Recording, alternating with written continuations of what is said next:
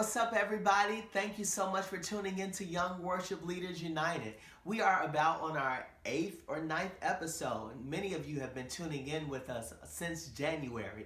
We took a little break, but tonight we're back and we're better than ever. And tonight we are kicking off our new season, highlighting Dave Martin and GSM's preparation process for our live recording, which will take place June 23rd at 7 p.m. 2018 at Greater Harvest Missionary Baptist Church here in the Windy City, Chicago, Illinois. Many of you have already purchased your tickets, but if you haven't already, I encourage you and I invite you to our website located at the bottom of your screen, www.glorysongministries.net. Again, that website is www.glorysongministries.net. We are here in my living room at my house. I'm waiting on the group to arrive. I've ordered pizza. We normally rehearse at the church, but tonight I wanted to do something different. I'm breaking them off into sections. The sopranos will be here in the living room. The altos will be in the dining room. And some of the tenors will be in my guest bedroom. And tonight we'll be working on breathing. The Bible says, how can two walk together unless they agree? And so many times when singing with people, it's obvious if you disagree because you can hear it. And so tonight we're going to be working on singing with one voice. We're going to be unifying all of our voices. And that's what we're working on tonight. And so they should be arriving shortly. So I encourage you to share this video as many times as you can and let everybody know that you're tuned in to Young Worship Leaders United.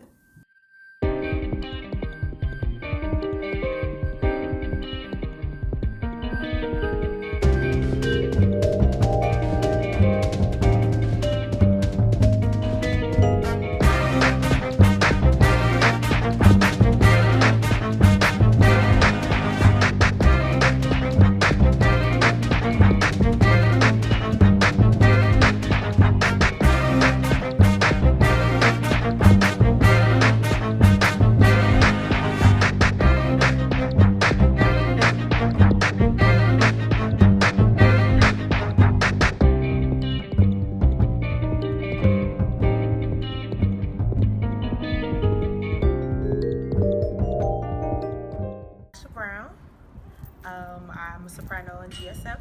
I've been a part of Glory Song Ministries for, I think, going on 3 years now, if I'm not mistaken, 3 years. My favorite memory would have to be when we sung for one of our fellow artists, Jahari, his concert, and it was just like God just really took over us before we even got up to sing. And So the guy on the sheet. I did. Okay. 1, 2, 3. Whoa! Yeah, so right down the stairs. Okay, that was the only thing. Cool. Because we've been jagging that since we learned it. Okay. But no, that's it. That's the whole, yeah. Okay. And so with the group evolving, we have our current GSM group, and then we have our founding GSM group. There was a in-between group. We've only actually been a group for about maybe 3 years now, but for the recording, everybody's coming back together. And so, of course, the new group got to gel with the old group, and the old group got to gel with the new group. First and foremost, I am Deanna Marie Fitton. I am a founding member.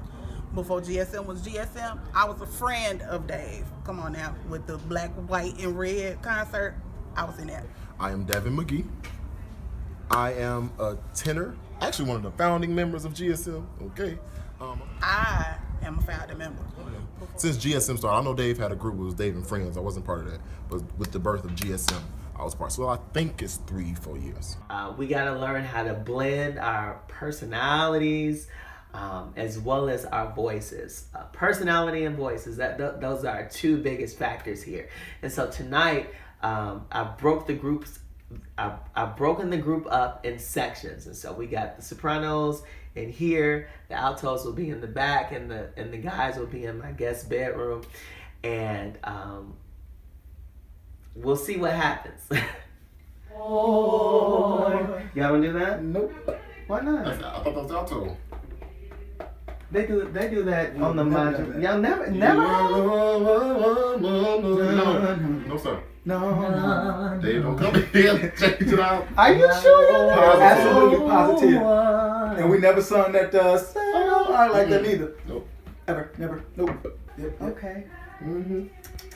As long as that's how you do it. GSM has evolved over time. I think that some of my oldest members, Jasmine, Rachel, Devin, they were actually with me before GSM became GSM. And Deanna. Deanna was with GSM when it was Dave and Friends back in the day. But Devin, I want to say maybe a year ago, I feel like we were at our peak. We had just gotten the nomination for the Rhythm of Gospel Music Awards. We had just released our second single, which was, we call it our sophomore single, Lion of Judah. And I'm not sure if Devin was going through something at that particular time, but he told me that he heard from God that he needed to take a break. And I really depended on Devin. Devin has always been there for me as a friend, but I depended on him because of ministry. He was like a backbone of GSM, and I think the entire group was impacted. I didn't go nowhere. I just took some time to myself from a lot of singing, actually, not just GSM, a couple of groups I was singing with. I just was like, I just need me time, which is okay, and I'm glad that my brother Dave didn't get offended or feel a certain type of way about it. I did it decent and in order, which allowed me to come back, and with grace. It wasn't no mess or anything like that. So I left, and came back, and coming back has been like the best decision, because I literally, these songs, as we sing them, I remember a lot, like what I was going through at that certain time, and then to stand where I am now and sing Fire and Glory and sing I'm Ready for a Move of God is I look at it in a whole different perspective. So coming back has been amazing. I'll be here for the long run, and I'm so excited about this recording.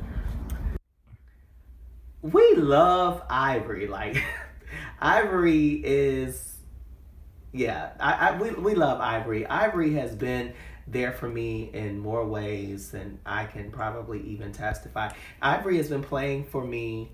I don't want to say playing for me, because I consider Ivory a part of my family. But he's been playing for me before GSM was formed. He plays for my church from time to time. My mother knows Ivory. Hey, Ma.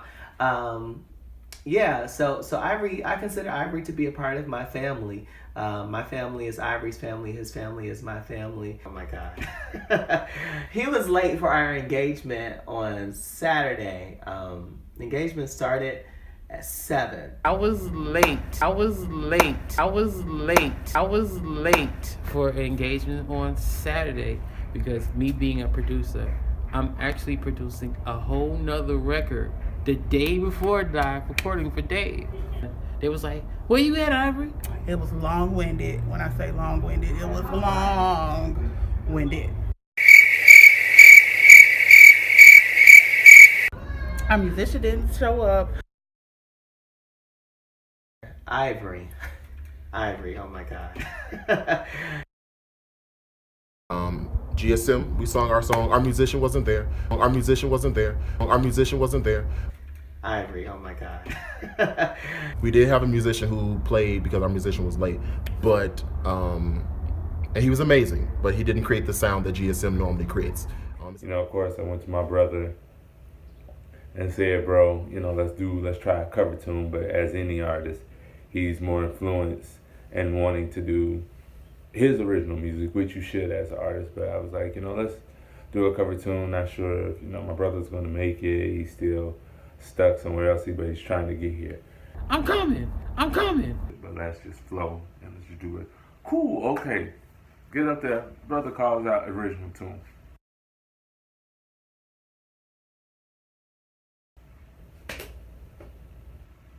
And so Ivory, typically, he tends to put more food on his plate than he has an appetite for. And so, needless to say, he got there extremely late. We ended up singing.